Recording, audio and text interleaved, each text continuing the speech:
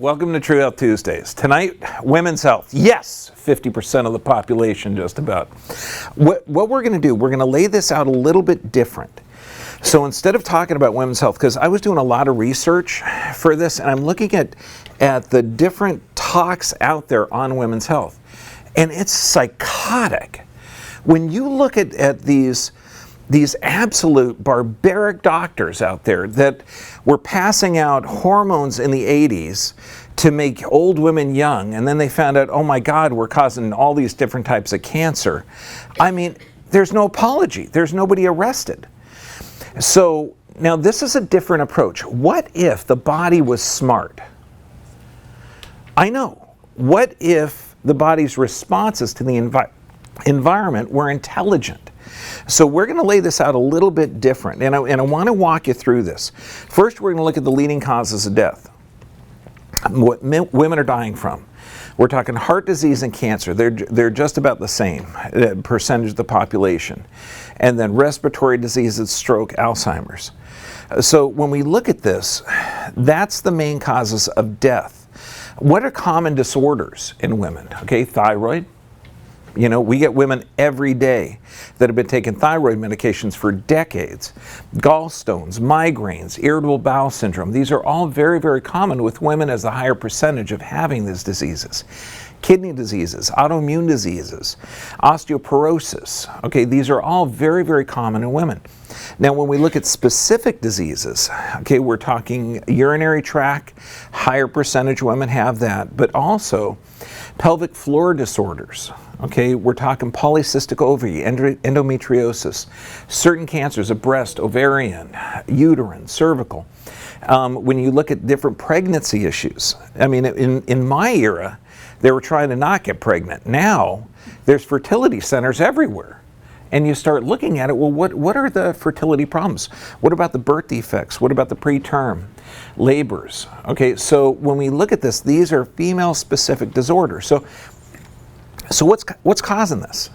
Have women always been the sicker species? No, they're the stronger species. That's what my wife keeps telling me. Yes, dear.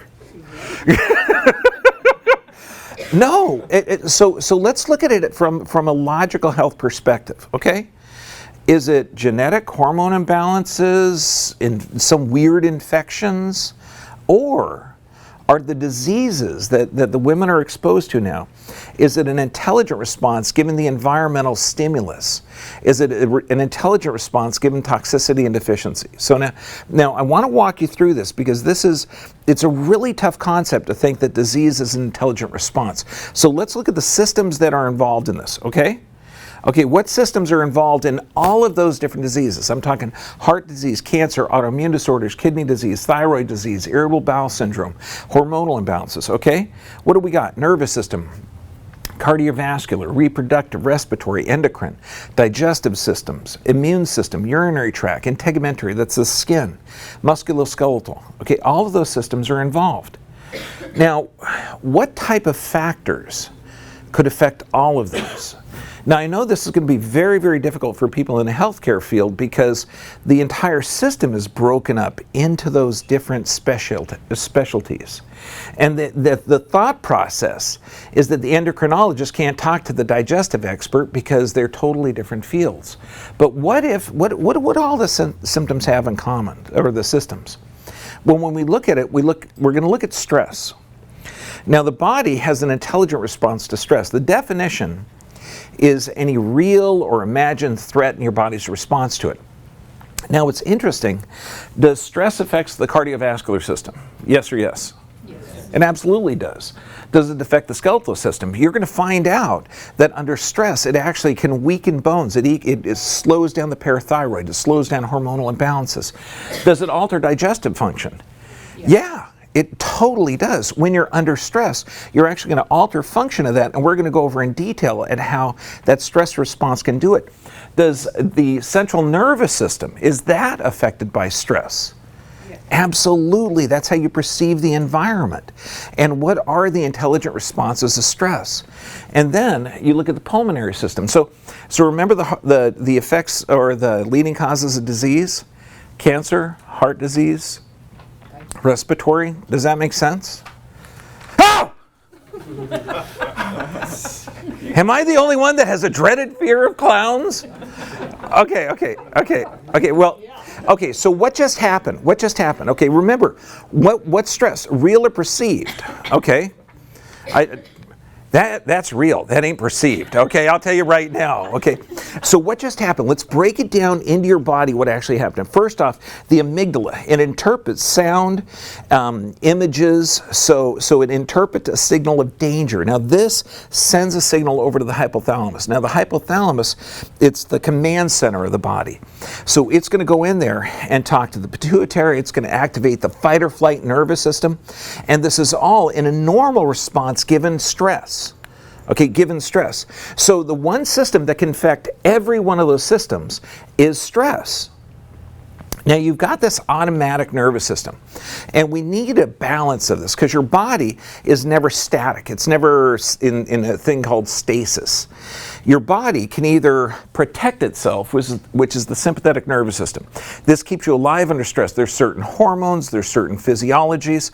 All of that is designed to protect your body from damage or to get your body awake for work. When you get out of that warm, soft, beautiful bed, is my bed the only bed with a bed magnet? You know, you try and go out and your body is just like sucked back in, and it was like, oh God, I don't want to leave, okay? But you need that sympathetic nervous system to get up. You know, God's saying, you know, get your butt to work. You know, there's some people you got to take care of. Okay, but then the parasympathetic, rest, digest, and repair, this is what regenerates tissue. So you have certain hormonal responses to these two environmental nervous systems, okay? Now, obviously, the sympathetic is located in the actual thoracic and lumbar area. The parasympathetic is located in the cranial and sacral area. But what's interesting with these two, break the body down even simpler. Your body can only do one of two things. It can either protect itself or grow and repair. Protect or grow and repair. So when we protect itself, let's look at each aspect of that stress response. So when we know, first we got the amygdala fires off, interprets sight and sound as dangerous. It sends it to the hypothalamus. The hypothalamus activates the pituitary, and it's going to activate the autonomic nervous system, the sympathetic or parasympathetic, depending on what your nervous system perceives. Then the adrenal glands. Now the adrenal glands, they're going to secrete stress hormones, adrenaline, noradrenaline, epinephrine, norepinephrine, cortisol, all of these. And they're designed to keep you alive from that screaming, dangerous clown. I mean, or work, or anything. You know, the screaming chiropractor in front of you. Okay, so when you look at it, heart rate increases, blood flow to the muscles and heart increases, pulse increases. Doesn't that sound like cardiovascular effects? Yeah. Breathing, bronchodilation, oxygen sent to the brain because you want to be alert to sensor. Blood sugar elevates. And this is all in the acute response stage. Okay, so then you got this HPA, hypothalamus pituitary adrenal axis. This thing keeps you alive under stress, and this thing is essential. So what actually happens, remember, you get the amygdala or the stimulus. Hypothalamus responds. This triggers corticotropin releasing hormones. This triggers the pituitary. The pituitary triggers the adrenals. And not only do they trigger the adrenals, it slows down the thyroid. Remember when we were looking at the conditions that are affecting women, low thyroid? Could this be part of the factor of it? That it's actually a normal stress response? We're going to explore that too. And then it falls down. When the threat calms down, then the parasympathetic or the rest, digest, and repair happens. So you can see that as long as the threat remains there, the hypothalamus, pituitary adrenal axis, that axis keeps you alive under stress. Once the stress response isn't stimulating you, then the parasympathetic can take over. Now, cortisol, one of the most important stress hormones, what does this do? Okay, first, it mobilizes amino acids. It gets your body ready for battle. It converts glycogen to glucose. It gets that blood sugar up because this is your immediate energy source. Okay, it's going to mobilize and increase fatty acids. So this is going to be making more hormones, okay, stress hormones. You're talking cortisol also is an anti-inflammatory. So does this mean any physical or chemical stress that can cause an inflammation, will that increase cortisol? Yes or yes? Yes. It does, it does. But if you're increasing cortisol, does that also mean we're decreasing thyroid function? So now this remains, the cortisol remains up. It's also going to maintain mood stability because if you're being attacked, you want to survive. So this is ingrained in our being for thousands and thousands and thousands of years. Some people even say millions of years. But when you look at this, it's your body is responding to the environment only with two things: to fight, to be aggressive, or to run away. And that's pretty much what we have now. But instead of being chased by a tiger, we're chased by inordinate amounts of stress in certain workplaces. Is that true, Heidi? Not here. Okay, not here. Good response. Your boss is happy now. Okay, yeah. Okay, she was just doing that earlier. She was throwing papers. I wanted to take a picture. Okay. But can you see, our stress response can be misplaced. And what's frustrating with this is the more, it's not really a maladaptation. Imagine if you were stuck in a trench in World War I, bombs going off all the time, you know, stuck in a relationship with challenges. I mean, all of these things. What happens? You become in a sympathetic dominant state. That means you're always stuck in fight or flight. That means the rest, digest, and repair is going to be suppressed. So what type of systems are going to be affected under chronic stress? Digestive, reproductive, endocrine.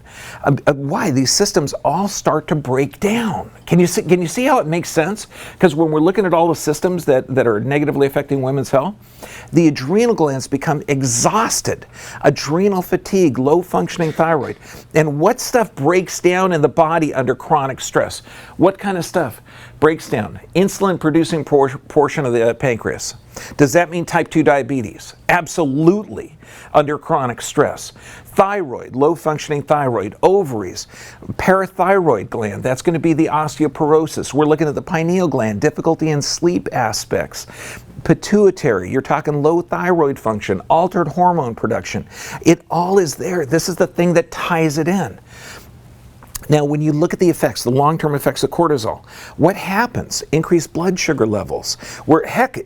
Chronic stress is already decreasing the insulin aspects of the pancreas. Can you see type 2 diabetes coming on here? See, they used to call type 2 diabetes adult onset because it takes years of damage. Now we're seeing it actually in kids. Decreased protein synthesis. Does this mean less healthy skin, hair falling out, okay, from chronic stress? Muscle wasting. Okay, skin regeneration, wrinkles. I mean, it's all there. When we look at this, less antibody productions, allergies, infections, degenerative diseases, all from chronic stress adaptation. So we're going to look at some of the organs affected with it. What happens if the adrenals are under fatigue? Or what happens under a chronic stress response from the adrenals? Just the adrenals, okay? What are we looking at? Low body temperature, depression, osteoporosis, inflammatory conditions, chronic fatigue, blood pressure issues, cognitive impairment. Do you know how many women we get in here with brain fog? And they're saying, is this normal? And I'll say, yeah, for chronic stress. When you look at this, unexplained hair loss, okay, autoimmune diseases. What about the thyroid? Okay, so we know what happens on the adrenals. When they get stressed, what about the thyroid? How common is this? Heck, they're saying 40% of Americans have a suboptimal thyroid. And do you know what I say in all 6 of our thyroid talks? It's never the thyroid. Okay, so what you got to look at is that a stress response? Is it a normal stress response? But being presented and misdiagnosed as thyroid issues? Absolutely.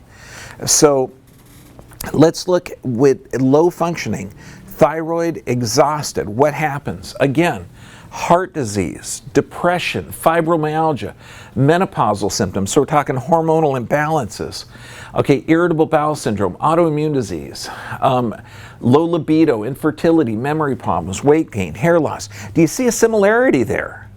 Okay, what if we look at the pancreas? What if the pancreas is under stress? See, we're looking at all these organ systems that are responding intelligently to stress.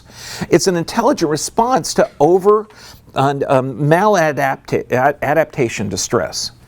What do we get again if the pancreas isn't working? Again, diabetes, heart attack, heart disease, stroke, blindness, multiple infections, skin problems, neuropathy, kidney disease, high blood pressure. Can you see a similarity to this? When we look at what is the stress response, what about the heart? 1 in 3 deaths in America, heart disease, coronary artery disease, damage to the blood vessels. And I love this one from the American Society for Microbiology. Think of this. During moments of high stress, your body releases hormones such as norepinephrine, which researchers claim can cause the dispersal of bacterial biofilms from the walls of your arteries. This dispersal can allow plaque deposits to suddenly break loose, thereby triggering a heart attack. Is that one mechanism that heart attacks occur? Yeah, it's about 10% of all heart attacks. So when we look at this, what happens when you're under chronic stress? You have massively decreased blood supply to the gut. Does that mean diverticulitis, colitis, irritable bowel syndrome, Crohn's disease, decreased metabolism, okay? We're talking low absorption, elevated in cholesterol. How many people are walking around with a high cholesterol and the doctor says, hey, you have high cholesterol. That means that you have a need for stress hormones, a need for cortisol. This is a brilliant response by your body. My God, it's keeping you alive. We need to deal with the stress and not give you a chemical to lower your cortisol or to lower your cholesterol that's going to cause osteoporosis, dementia, and diabetes, like it says on the freaking label of the cholesterol drugs. Okay, can you see this? Yeah, real doctors respect the body. Now, when you look at surveys for stress, what do the surveys tell you? Well, at least 1 in 2 have moderate stress. Now, this is the tough response. See, when they're asking these people, what's your stress? And they'll say, oh, money, work, the economy. Is that true? No. Because that's the perception of that person. See, you could take all the stressors in the world and break them down to 3 factors: physical, chemical, and emotional. And we're going to explore those because emotional stress, see, your body has the exact same fight or flight response that hypothalamus, pituitary, adrenal axis occurs under perceived stress. Okay, this right here is going to cause stimulation of the sympathetic nervous system. It's going to cause, and we've all been in situations like this. If you're in situations like this chronically, what does it do to the immune system? What does it do to the pancreas? What does it do to the thyroid? What does it do to the endocrine system? What does it do to the reproductive system? Do they have somebody like this, the mom who's stressed out? My God, we're going to have a 1 in 2 autism rate now in this country. Do you think mom's stress is going to be through the roof? It's insane. And your body responds the same way with every organ system shutting down or responding correctly. What does this do, this physical stress, do to that autonomic nervous system? What does it do to the pancreas? What does it do to the liver? What does it do to the digestive tract? What does the chemical stress do? My gosh, I mean, if you knew how many lectures I listened to of people talking about women's health and how they made a major mistake giving hormones to everyone, caused all these cancers and disease, and now they just, oh yeah, we made a mistake. Do you know that the vaccines that they gave us in the 60s were infected with a simian virus? And that's why we're having a lot of cancers in my age group. Do you know that we don't even know the effects of these generationally? So 69 doses of 16 different vaccines, do you think that's a chemical stressor? Okay, what about 12 medications on average for the average 60-year-old? We're not even talking about glyphosates. We're not talking about Roundup. We're not talking about the GMOs, okay, that destroy the normal gut flora. The body responds to these stressors. How? By the adrenals, by the thyroid, by the pancreas, by the gut. Can you see that it's all tied in? This is no mystery. Women are not weak. They're just more susceptible.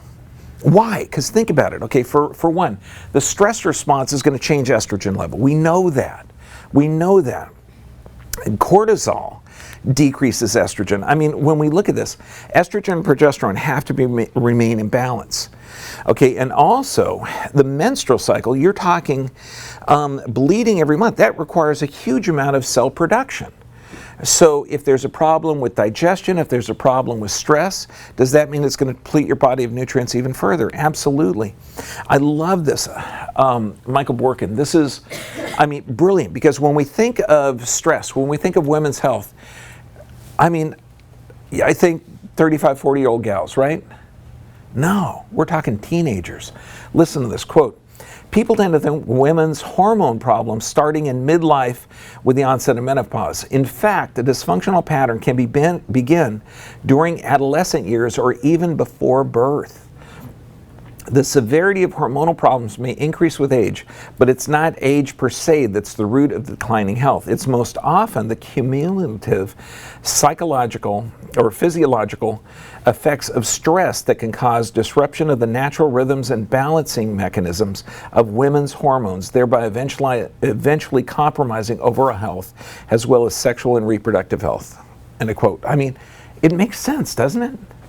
I mean, if you get the average teenager whose normal gut flora is destroyed with antibiotics, destroyed with the glyphosates or the genetically modified foods we have, toxified with the vaccines. I mean, 1 in 2 have a chronic illness or disease now. What type of stress, what type of reproductive capability are our kids going to have? You know, so this is the absolute perfect recipe for disaster when we look at this. Chronic physical, chemical, and emotional stress. We know what it leads to. Adrenal fatigue, low functioning thyroid, pancreatic overload, hormonal imbalances, a nutritionally deficient lifestyle. I mean, you're talking sedentary, toxic food, antibiotics, medications. What does that do? What does that do to your organ systems? Do you think that the gallbladder might be a little bit negatively affected because your liver has to process that? Let's rip out that offending organ. We're not going to talk about how if you're missing your gallbladder, you can't absorb fats, and you're going to have hormone deficiencies. They don't tell you that. That's what's psychotic. You don't have vestigial organs. Heck, let's rip out the appendix. And then you have a 60% increased risk of colon cancer. I mean, it's just mind-boggling. Okay, I got to bring up this gal. Okay, she came down from Washington. And typical, I call it mom syndrome. Okay? Who's more important, her or the kids? Kids. The kids. Kids. Who's more important, her or the husband? The husband. Husband. I know. It's like, hey, hon, this is crazy. So I go in there and she says, no, I'm mainly here for my husband. And I said, well, good, that's noble, but you're talking to me like this, you know, your body's stressed. No, I'm fine. She's taken blood pressure medication. She's had 4 kids in an American hospital. Okay, and now blood pressure medications, what does that mean? Is she on a stress side or normal side? Yeah. Stress side. So I take an x-ray, I find out she's got a reverse curve in the neck, advanced degeneration, massive rotation of the thoracic area. And I look at this, and those are the nerves that supply the heart. I say, do you have heart palpitations? Well, yeah, but I just deep breathe and it goes away.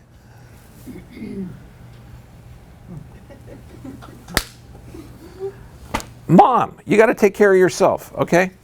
Okay, so this is what, I'm just relaying this to the frustration that I go through during the day. It's like, good God, you've got 5 people dependent on you, 4 children and a husband. You know, they'd be lost without you. Good God, we got to take care of you, okay? Couple of ways to test if you have stress, okay?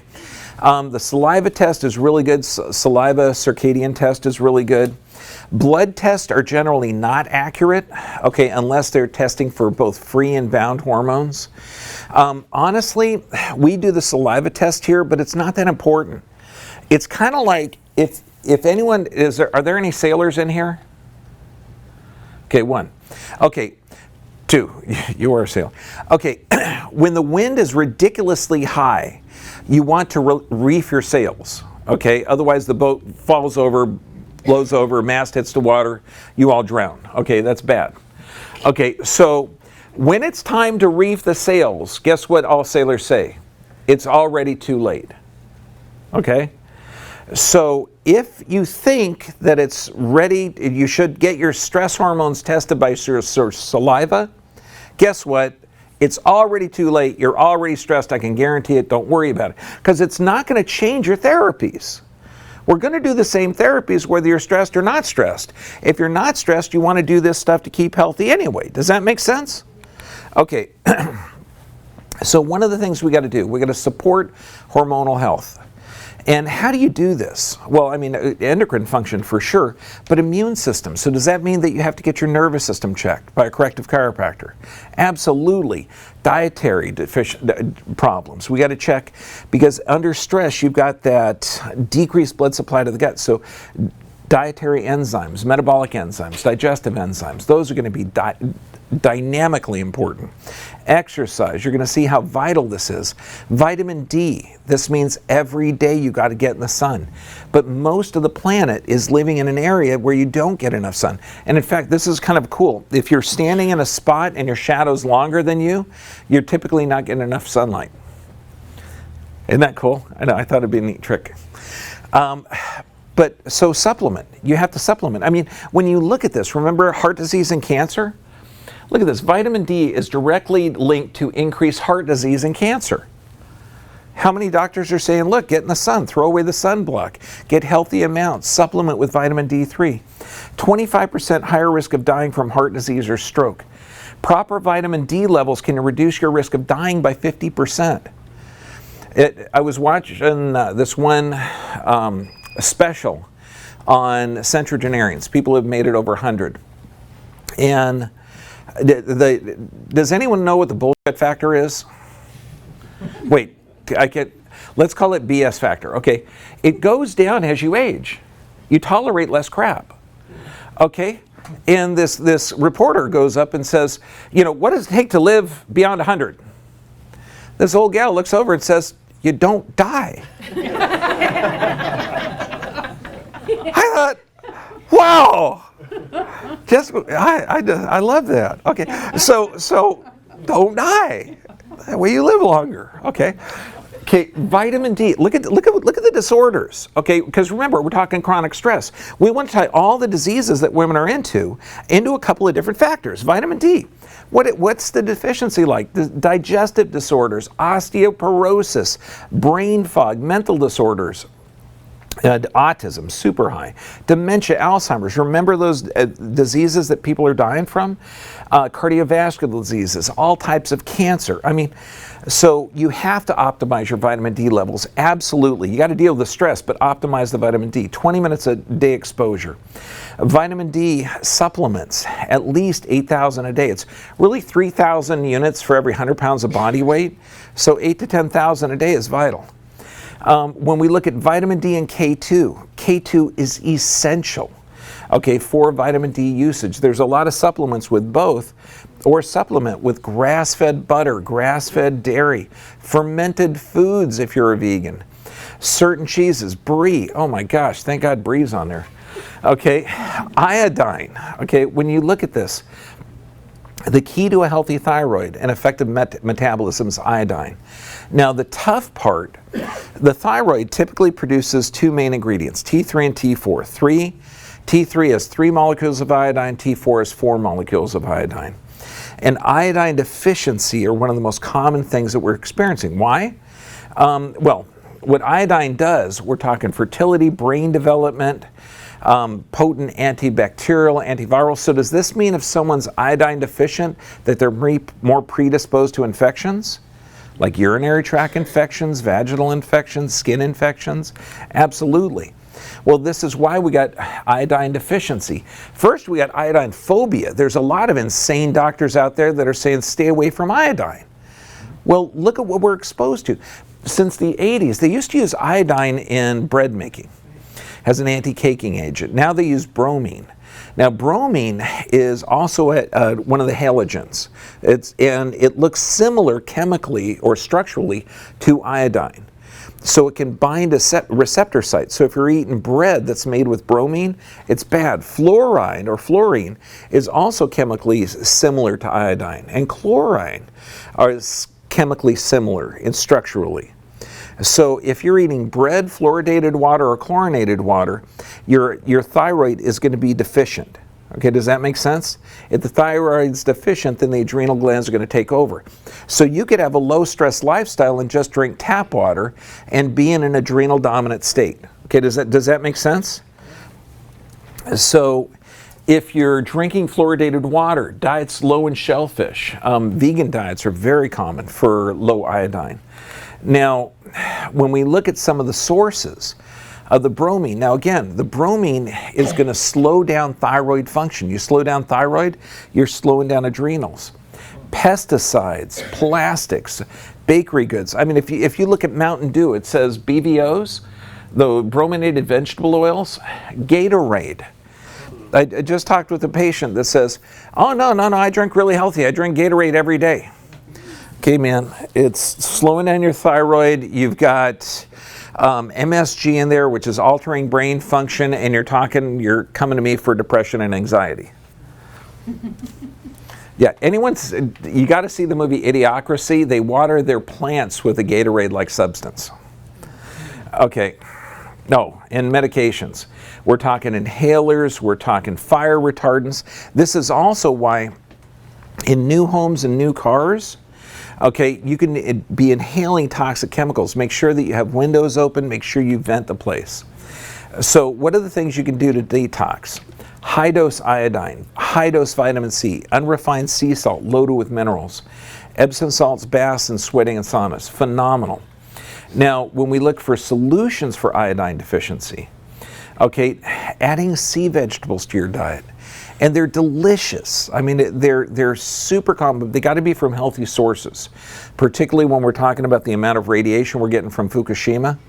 So we recommend certain supplements that get seaweed from the North Pacific waters to where it's still safe.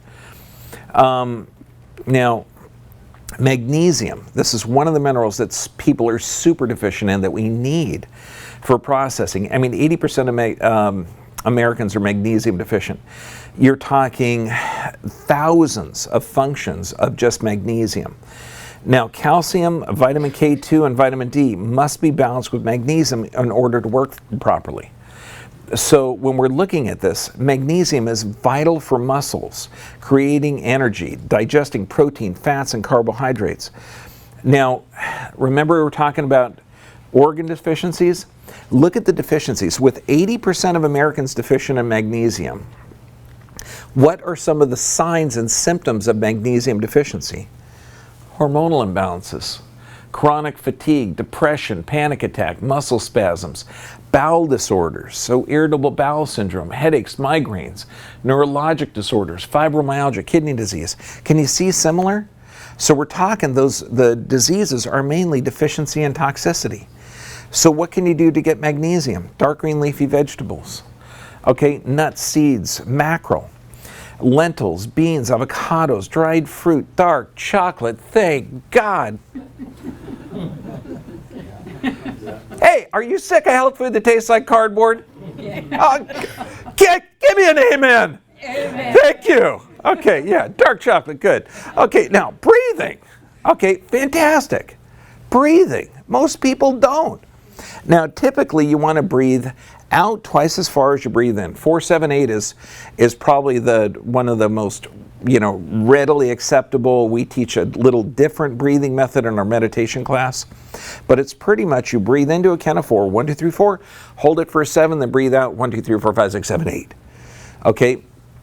But now when you do this, okay, you're going to oxygenate your system. But if you do it through your nose, you're actually going to help your sinuses, you're going to help brain function, you're going to lower your blood pressure, you're going to increase oxygen absorption because you're going to be making nitrous oxide if you breathe in through the nose. Isn't that interesting? It's warming it. I mean, there's something special when you deep breathe through your nose. Did you know that? I know. Isn't it cool? You do now. I mean, breathing just reduces mental and physical fatigue. It's vital. Exercise. Now, you don't need to adjust 100 people a day to exercise. You can walk for a half hour. Okay, 200 a day. Okay, sorry, dear. Okay, but exercise, look what it does. It does release stress, a half hour a day. And if you get a chance to walk barefoot in the grass or sand, I mean, high intensity training, what's interval training, we recommend this. I mean, if you look at marathons, triathlons, those people that do extreme sports actually have increase in cardiovascular risk. This is why high intensity interval training, you warm up for 3 minutes, you work really, really hard for 30 seconds, and then recover for 90 seconds. And this could be fast walking, lifting. It's fantastic. It's simple. It's easy. It saves your joints. Prayer and meditation, you know we talk about this all the time, but what do you think prayer does? It decreases the stress response. It allows you to connect with God. If you're not believing in God, it connects you to a higher source energy. I mean, there's also neurolinguistic programming, fantastic. Daily affirmations. I gave the I am exercise in here, which is incredible. DeMartini method is amazing. Can you see why we put these 5 things at the end? So when we're talking about all diseases that women are exposed to, when we're talking about women's health, 97% of all of those are stress related and an intelligent stress response. So to deal with the symptom is absolutely foolish. It's like giving hormone replacement therapy back in the 70s and wonder why women are developing breast cancer. Okay, this is what you actually need.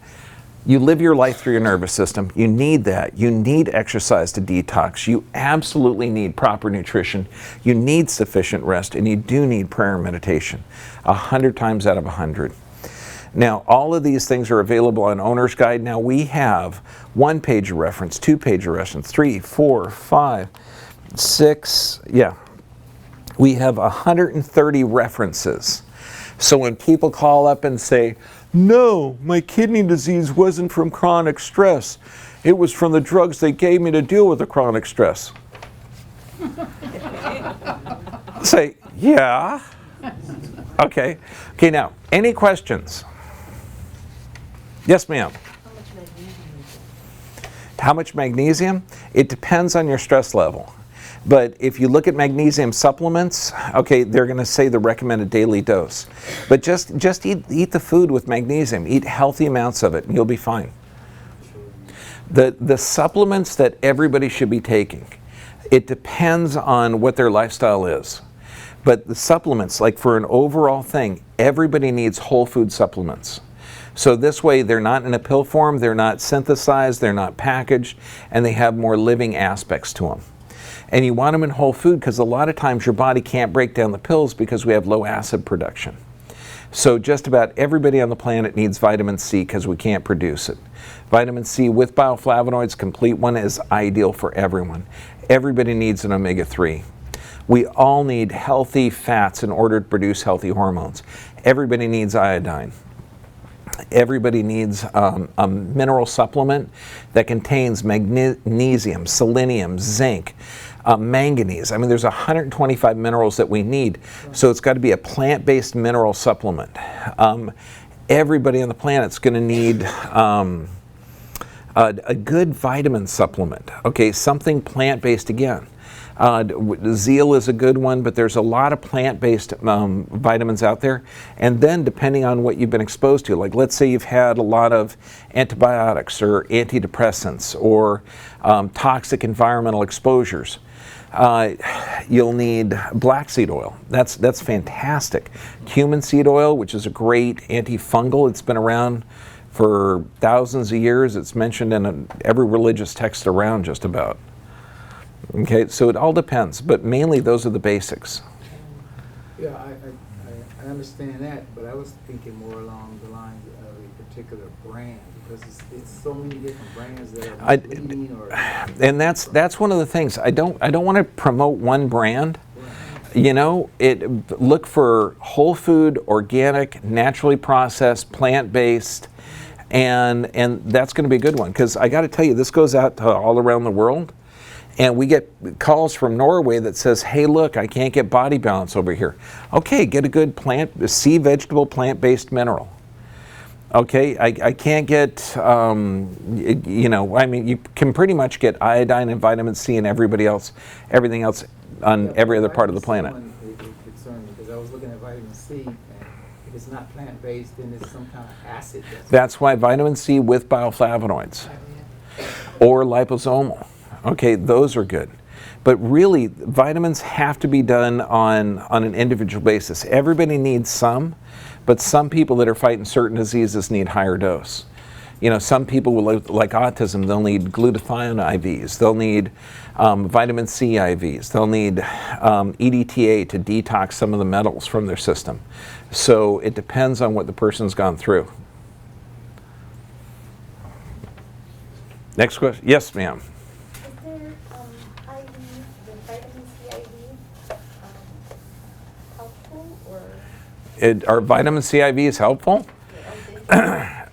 Hun, yeah. I mean, they're even as backwards as the cancer therapies are in this country. They're finally looking into it. I think in Kansas City.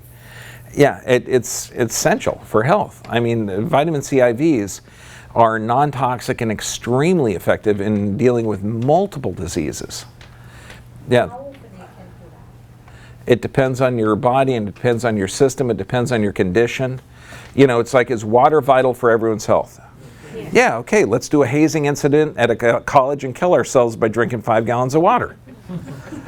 No, everything has a hermetic and non-hermetic level, which means it can be good for you, but at too much, it can kill you. So, you know, we have to use common sense here. I mean, are vegetables good for you? Yes. Yeah, let's eat 50 pounds of zucchini, we'll all die. Okay, do you see what I mean? Okay, so we got to use common sense and, you know, what your body requires. Each human being is different. Vitamin D. You said 20 minutes of unprotected sun. Yes. Is enough Yep. vitamin D, but you need to supplement as well. Yep. You're not going to overdose vitamin D. Oh, 3,000 units for every 100 pounds of body weight, and if you're in the sun on a consistent basis, use coconut oil. It's got an SPF of 6. You'll have to put it on a couple of times. It's good for your skin. You should never put anything on your skin that you can't eat. does it protect you from the sun though? An SPF of 6, which means it's supposed to be protection for a couple hours. Next week, skin cancer, cause and cures. Thank you.